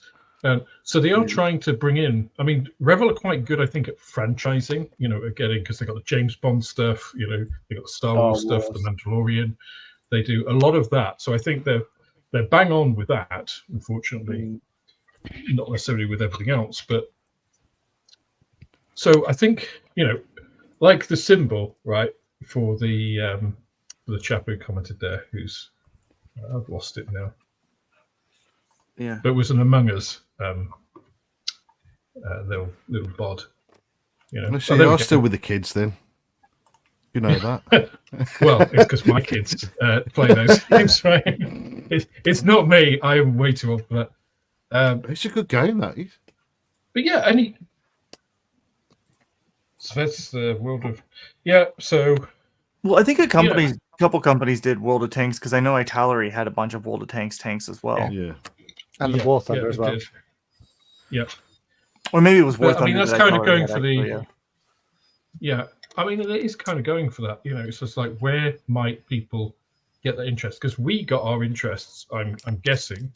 Well, I got my interest, I can only talk about myself really, from watching war films with my dad and stuff, because they were always on TV. They were always at Christmas and stuff. And that's how I kind of got interested in history. And my uncles were into that. And I got books from them and stuff. is there the same exposure? I mean, now, I don't know. It mainly comes from YouTube and TikTok and stuff, I guess, more. So you're probably going to get more on like the Ukraine, what's happening in Israel with Hamas. And I don't know. It's a very different view of people making models of drones, Reaper drones and whatever. It's a question, I don't know. But maybe if you're making starter sets of things that are more relevant rather than, another Spitfire, then you're going to capture the minds of people who have grown up with that rather than second-hand, World War II stuff. Now it's like, 4 generations down. But then, Farming as I said, simulator, that was the one. Yeah. But as I said then, that's where if the starter sets are for younger people or older people, then maybe the pool of kits need to be aimed at them to get them into it. But then I still say, one of my first kits was a Spitfire. One of my first builds with my parents was a space shuttle. Above my pay grade, but I saw it being built and I wanted to build something similar. Mini Cooper, things like that you saw day to day. But again, Spitfire is still the #1 selling model kit from any scale model manufacturer, I guess. So they'll keep on creating more. I think Lexi's gone now, I'm afraid. I think she's tired. She's got work tomorrow, even if she's had a day off today. She's gone. But didn't Zvezda some would have tank models? Did. Yeah. Quite a few have done well with tank models, haven't they? Well, it's a big game. It's been a big game recently. Recent year. Well, and you also had the Led Zeppelin stuff, and what was the other one? Yeah. Motorhead. Motorhead, yeah. Actually, Iron Maiden did. Not Led. Yeah. Iron Maiden did it. With bespoke sculpted pilots, if I recall. Well, that's the thing about the starter sets from Airfix, was that the Spitfire comes with a pilot, doesn't it? But you don't have the paints to paint the pilot with it. I never used to paint pilots when I first built kits. No. I used to put the pilots in and not paint them. That's a bit trendy now, isn't it? Some people they do that. They do like the shadow, or what do they call it? There's a certain style. They paint. Yeah, they sort of paint the figure so that they look in like contrast rather than actually like accurately. So it's like a shadow of a person rather than the actual representation of someone. So it feels like me at the moment. Yeah, just zenithal highlight it. Yeah, I think something like that. I don't know what they call it though. It's like got a specific name. Yeah. We're going down this road again, whether we should put pilots in kits. I had the same conversation with Malcolm Childs at Bugle Corps. He was there, Models for Heroes, and we got into the debate on whether there should be pilots in planes. Because I said, we were talking about QC from Airfix, and I said, I'd rather pay £2 extra for a kit knowing it was made in the UK than have it cheaper and made in India, where I know that, one of us here in this group is going to get a kit with short shot. And he said, I'd rather pay £2 extra to get a pilot. And I said, it's funny you say that, because would you pay £2 extra if the car came with a figure? Because people forget, cars don't have figures. And then we go into discussion then, say that's a good point. How would you do the scheme of a car then? Handbrake up, handbrake down, what gear is the gear in? Because, if you had a car with a driver in it, then the dashboard needs to have a set speedometer, needs to be set at either 30 or 50 or 70 miles an hour. Because if it's on 0, that decal would be wrong then, wouldn't it? If he wanted to look like he's driving.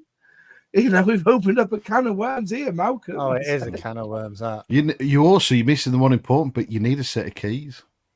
You need a set of keys in the ignition. Unless it's a modern one, that they don't have them, obviously. But no. Or you need the bricks in the kit. When it's in certain city, the cars are in a certain city, and if you stand still for 5 minutes, they could put on bricks and get the wheels stolen from them. that comes as an extra. That's the Liverpool and Manchester modification kit. I was going to say, that's the Birmingham edition.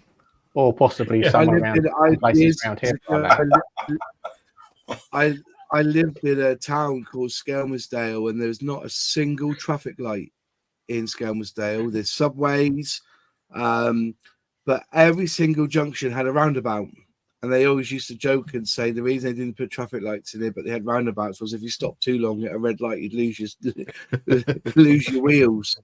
You start to drive off, and you lost your steering wheel as well, and the radio would be gone. You know, that's why they had roundabout, and it worked well.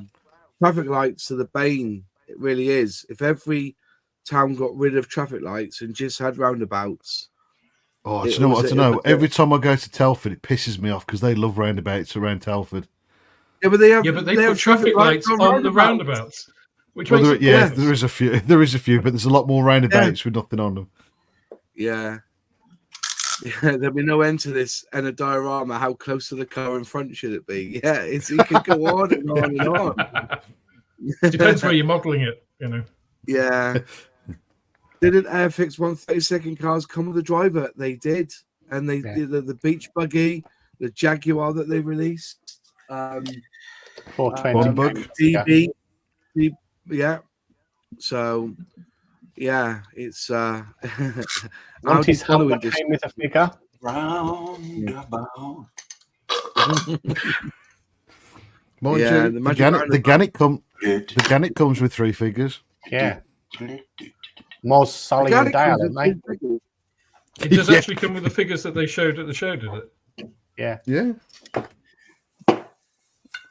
Well, I haven't opened my box yet. So that kind of undermines their prior position, doesn't it? Yeah. It does a little bit, doesn't it? Have you got your box yet, Moss? I have, yeah. Number 3,190 something bastards. Should have been here on Friday or Saturday like everybody else, but no. I had to be put with the lesser mobs, like, you know, and get mine today. Like me. Yeah, like me. No, I'm still miffed at that. I pre-ordered mine that very day, and I've had to wait. To be fair, I did. But guys, if you wanted it early, you have to pre-order it from Jadlam. You know the deal. Jadlam didn't announce the kit was available until Monday. So I had an email this morning from Jedland to say that it was available. Yeah, but they had it on sale previously. Yeah. We won't talk about Jadlam. Yeah. No, still sore. Express delivery, yeah. Well, the trouble is, though, you can't really do that with pre-orders. Pay for express delivery. I've got the feeling that, you know, I reckon you're best off the day they announce it is to do it and pay for express delivery. Don't pre-order it anymore. Maybe that's the future you need. I think it's the last time it's the last time I'm pre-ordering. I think, to be honest with you, I'll just get it when it comes out. Being honest. Yeah, I ordered the Spitfire when it was announced, and I got it before most people that pre-ordered. Yeah.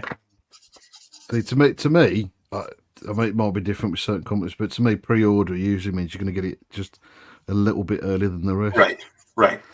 That's what they need to do is say, you know, we've got it in the factory now, bump, and those that are pre-ordered go before the shops do. But unfortunately, the shop gives Airfix the most money. Well, I don't know actually, because they get 30-day credit, don't they, Alex? Or some shops do. But they big probably shops do. don't even. They probably paid for it. Not So me. they've sold at least 50 of the kits, and then they got the money back on the rest of them. So it's but yeah, it's Point sad. of discussion for another time. Another discussion on the podcast, I think, Alex. I think we need to do one on that one. Which reminds me, our podcast is live this week, our latest one.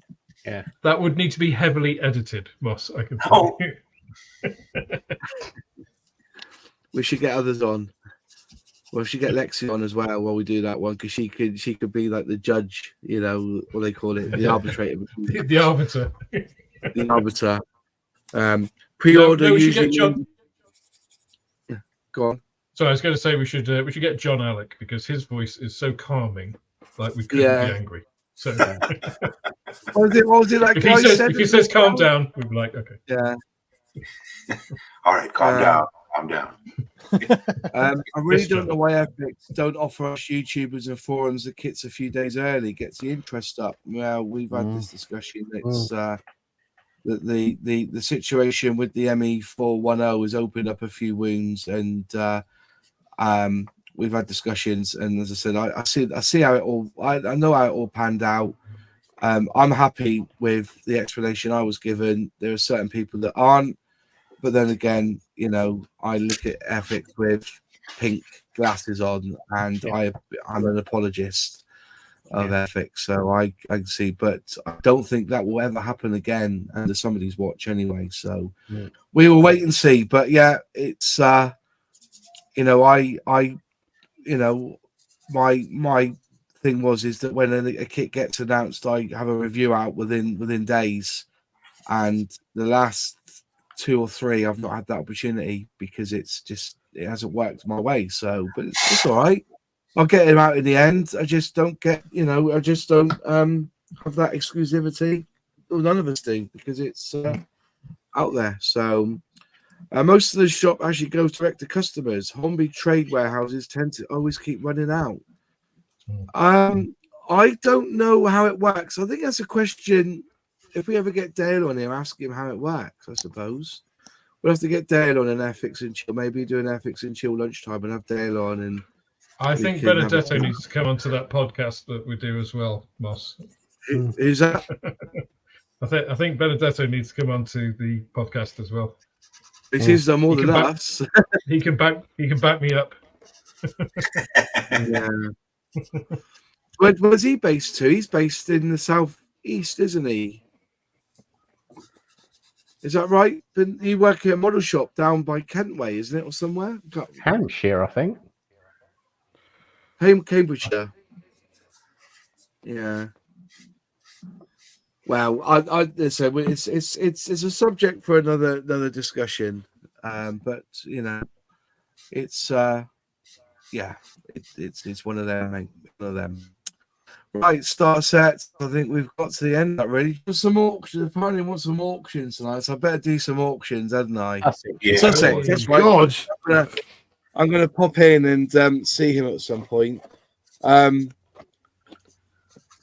Right. So I've got an absolute ton of Spitfires up in my room, and I thought let's get rid of some of these Spitfires. So first one tonight, we're going to do a Spitfire F Mark 22 172 scale. We're going to start with them tonight. We'll get rid of some of these Spitfires, and I've got another one to go as well. But where's my phone to? Let's just put this on airplane mode so I don't get notified. And then I need to go onto the clock, go onto stopwatch, timers. 3 minutes on the starting 3 minutes. You should go full screen as well, Moss. Yeah, I'm going to go full screen. Gonna go full screen. And where is it? Where's me? There's the button. That way we can pull silly faces while you're doing it and you can't see. Yeah. Hey, put your finger down, Alex. So that's the work one way around. So bids on this one, please. 1 to 72nd scale Supermarine Spitfire F Mark 22. Someone go. That would be a good starter kit. That would make a good start. That would make an excellent good starter kit. Yeah. What have I done with my what's it called? I used to have post-it notes here, so I could write down who bought what. Nothing worse than Not organised, are you, Moss? No, I'm not organised. I'm really crap at the minute. Really crap. What's that one there? I've got a sprue here. I don't even know what's in it. Oh, that's the Mitsubishi Zero. Did anybody get any Audi kits, by the way? So sprue started with 4. Thank you, sprue. Did anybody get a Cromwell? Because there was no Cromwells in any of the Audis I went to. I saw one, but I didn't buy it. Is it a good kit, or is it that old 176 scale one?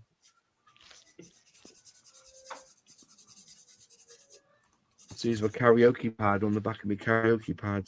So £4 so far. Dave Barber's gone for 5. Well done, Dave. 5 at the moment. Well, out of interest, is your timer on? Yeah. Oh, it's come off the screen. Hang on a minute. I was sorry. I thought you hadn't started it. Yeah, no, it's all started. He grabbed the last Provost. I've got 2. I got the Provost and I got the Curtis Tomahawk. But I didn't get the Cromwell. It's a 176 Cromwell, is it? Oh, sad again. Cutty Sark is a dreadful kit. Oh. So Dave Barber's going in at 5. I just picked up the Cromwell from Audi today. I think it was the last one. Yeah, I didn't get one. It was a bit of a shame. I didn't get that one. Oh. Where's the other kit I was Your timer's gone again, Moss. It's all right. It's all right. I'm there. Oh, come on. There you go. Oh. Ah, there we go. Oh. Someone asked about postage as well, Moss. Worth £5 postage. Bog standard £5 postage.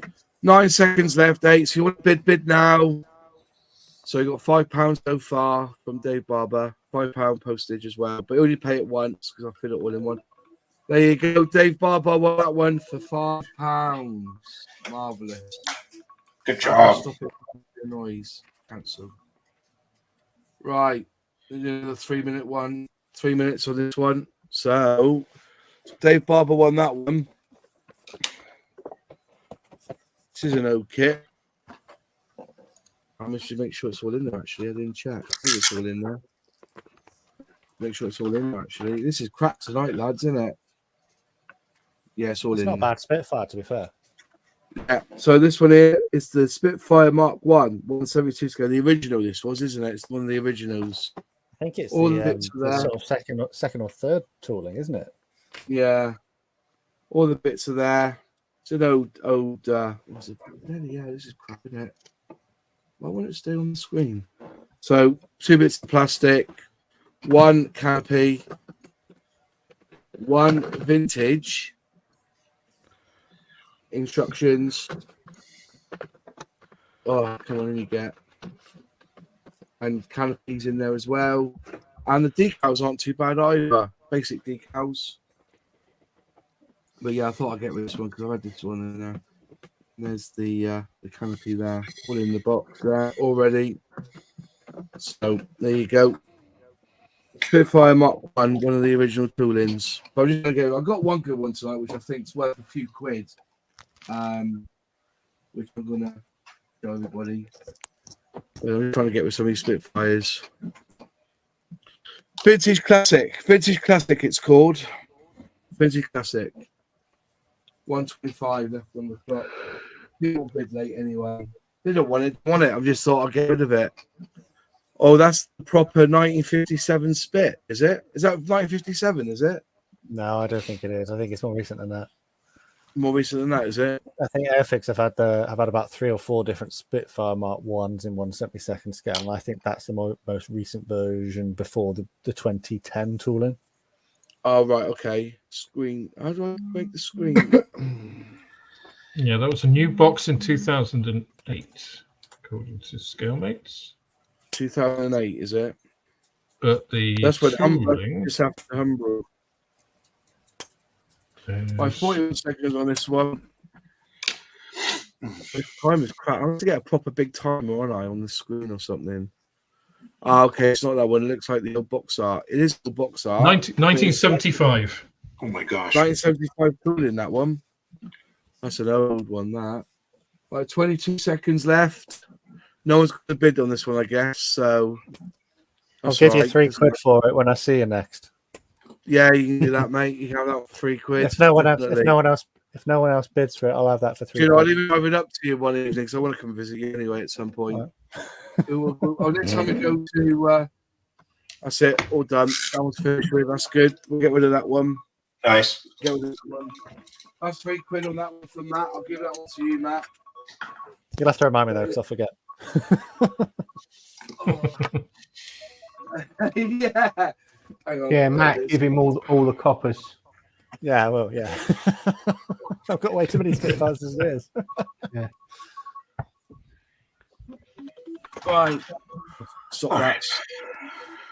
People Right. keep telling me off at the Here we moment go. for building too many Spitfires.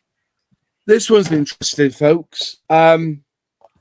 This is a mini craft kit. It's an old one, but I think it'll build up quite nice.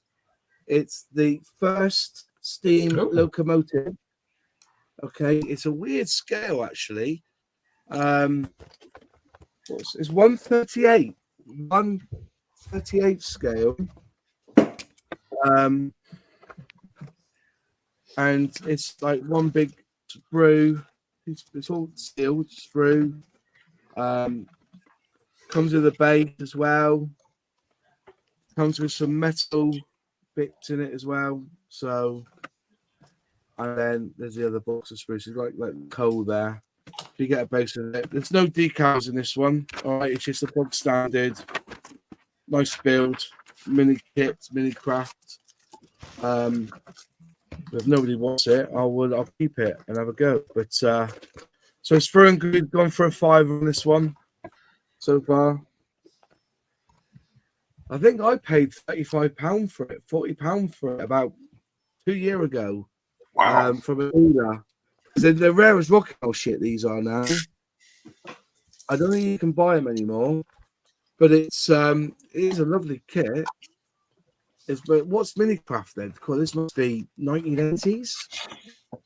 It's actually a 1970s Gakken kit. Oh, is it? 3 minutes. Boxed 3 minutes by 23. Minicraft in 1996. 1996. So it's 30-year-old kit, isn't it? So I've got £10 now so far for Man's Model Moments. £10 for a shop. But yeah, I think I paid. I'm sure I paid 30 or good for it because I was to do it as like a diorama, but I never got around to it. These are drone kits on the market. What do you mean drone kits? How can I get the screen to stay on longer than I need it to? Where's screen Get an time? Android. That'll do it. You can get a timer on like on a web page, can't you? And you can put that on the screen. Yeah. So you got your computer behind you, screen behind you. You could put it on that. I ain't got a timer on my Mac, I don't think, have I? There must be a web page where you can just load. I was saying, you could get it. It'd be a website. You could do it. Yeah, I'll do that in a minute. We've got 2 minutes 24 on this one.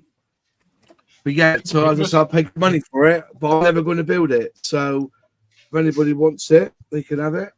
Bit of a cheapie. Just to get some of these kits gone. So £3 for that one for you, Matt. We must meet up and go up to Man's shop, Alex's shop at some point. Yeah, I need to and head down past Poppers at the same time. Road trip, Southwest road trip. Southwest road trip. Settings display auto lock. You're the man. Settings display auto lock. So settings display. So setting display. Where's display? And auto lock 30 seconds. We'll have it for 5 minutes. That will do. And back. Then back. Gotta love an iPhone.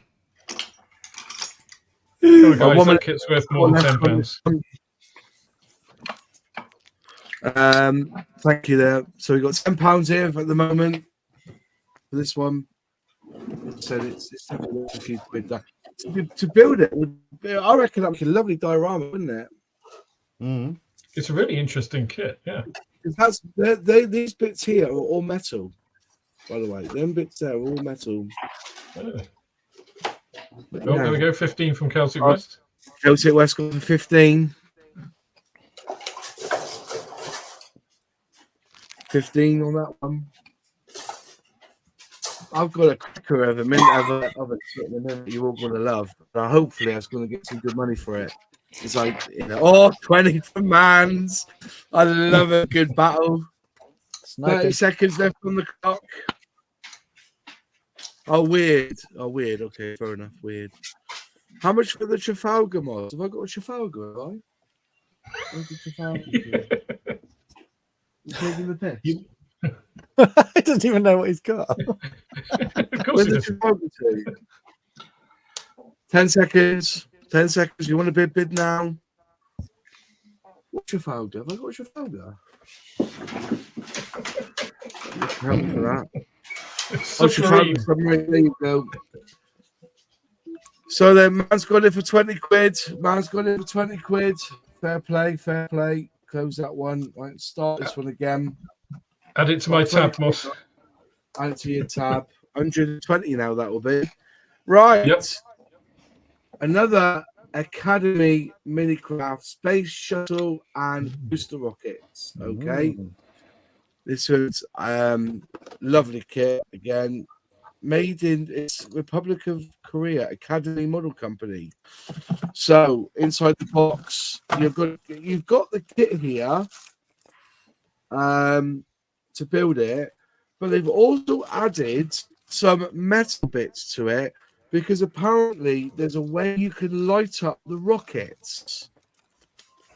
There's a space underneath to put batteries, but I don't think it comes with the wire. I think you have to. There's a wiring diagram underneath. I don't know how it works. I think you've got to add some lights to it and stuff. I think you've got to add the lights. You've got to buy some lights for it, but apparently you can get it to light up.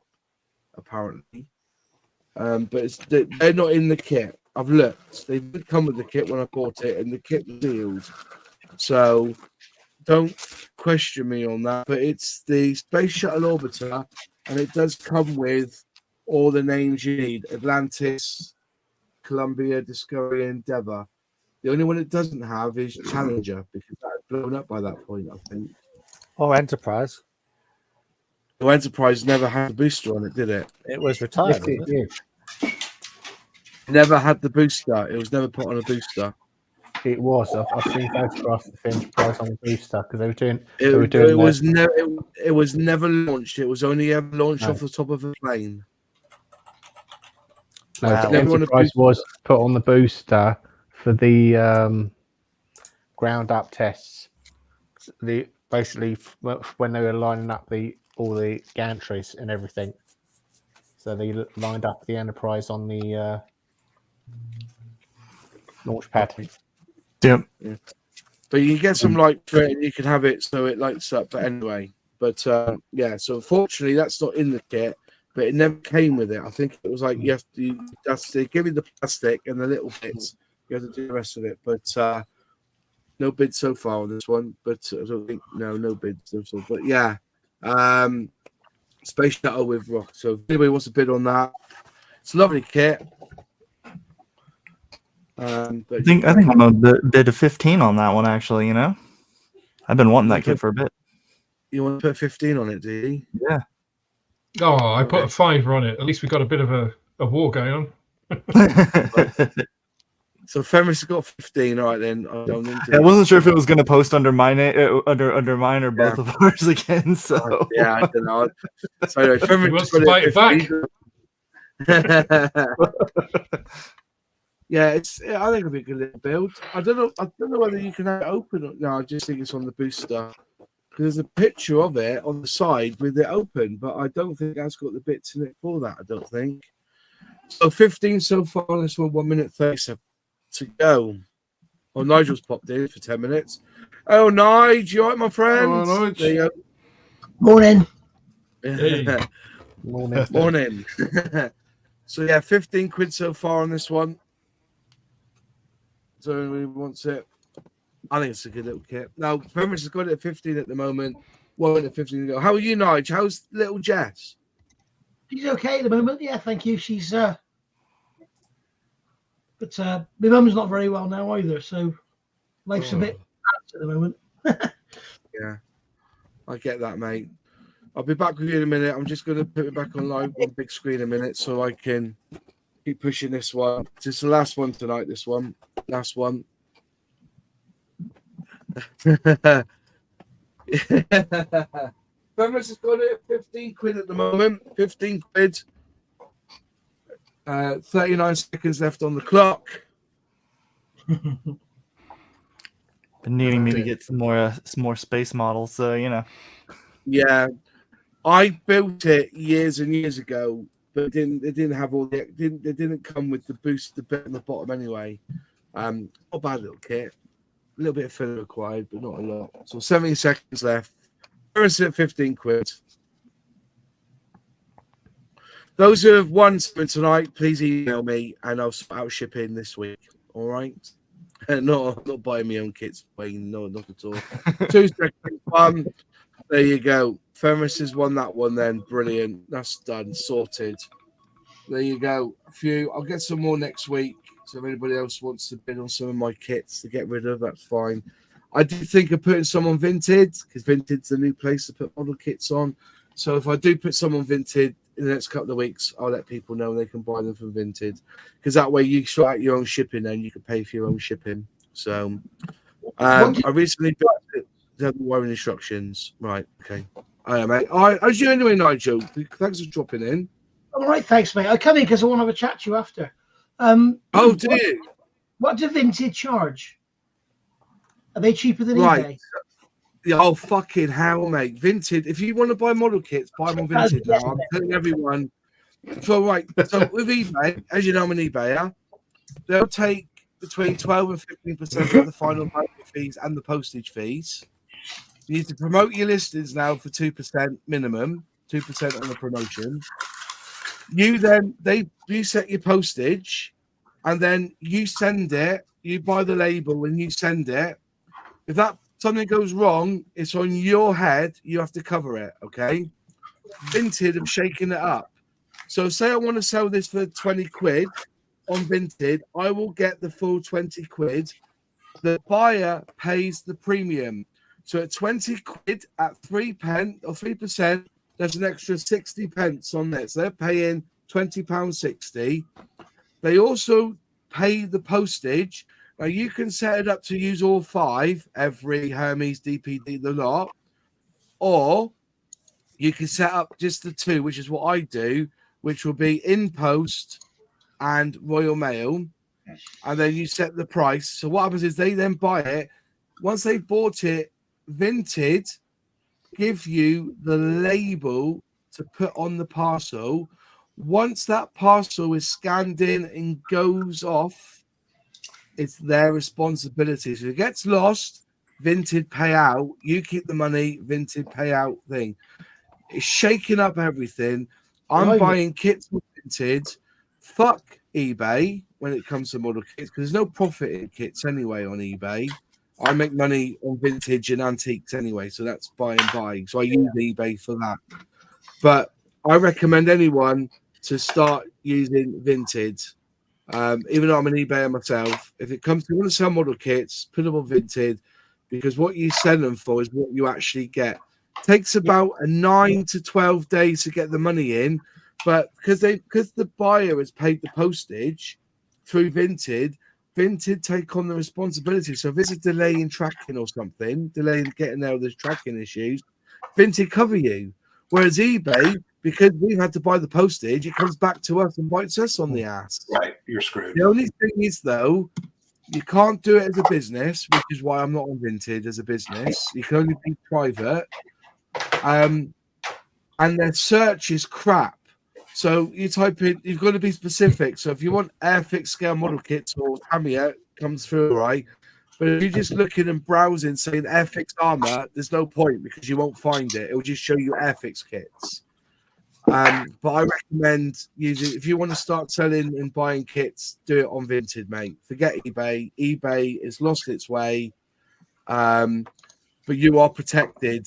The only thing is, though, is that there is, if they get the kit and they decide there's a bit missing, really you have to give them the whole money back. There's no point in sending it back and getting a refund. I think, there's swings. You're not protected as much as you are on eBay, but you're going to get more money for your buck, if you know what I mean, than this, okay. And it's easier to list. You haven't got to put in all the item specifics. You just take a picture, write what it is, title, write a little description. Yeah, there's a wheel missing, or I've had this kit for a while. It's lovely, and because not a lot of people use Vinted, it takes longer to sell, obviously. But nowadays, I'm going to start putting all my kits on Vinted. So there you are. My last batch I sold on eBay, the fees were a joke. It's ridiculous. Oh, they are. You work on thirds on eBay now.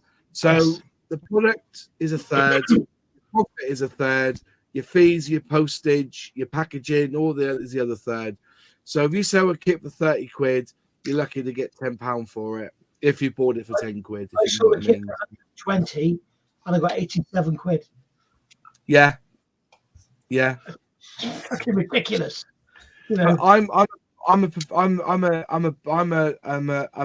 of their high. I pay £500 a month in shop fees. I'm high up, you see, so I get concierge and everything. But they've just changed the rules now where you can't get feedback removed now. They won't even concierge won't remove feedback. If you get a negative for any reason, they won't remove it. no. So for the first time in 10 years, I'm 99.8% feedback now, not 100%. Right. Is Sully building Anyway, the Gannet? pardon? Is Sully building the Gannet? Maybe.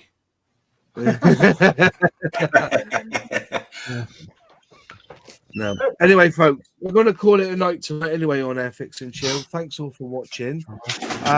We'll be back again next Monday. Hopefully, we'll have a guest in or we'll have another subject matter, and I might give you a link to Vinted. Now, I've actually convinced myself to start selling kits on Vinted. Anyway, folks, hope you enjoyed it tonight. Thank you, Alex. Thank you, Matt. Thank you, Sonny. Thank you, James. Thank you, John. Thank you, Fenris. Just a little hello for you, Nige. And thank you, Lexi, for coming on. And for all of you in the chat, thanks all. And we'll see you next week. Take care all and goodbye.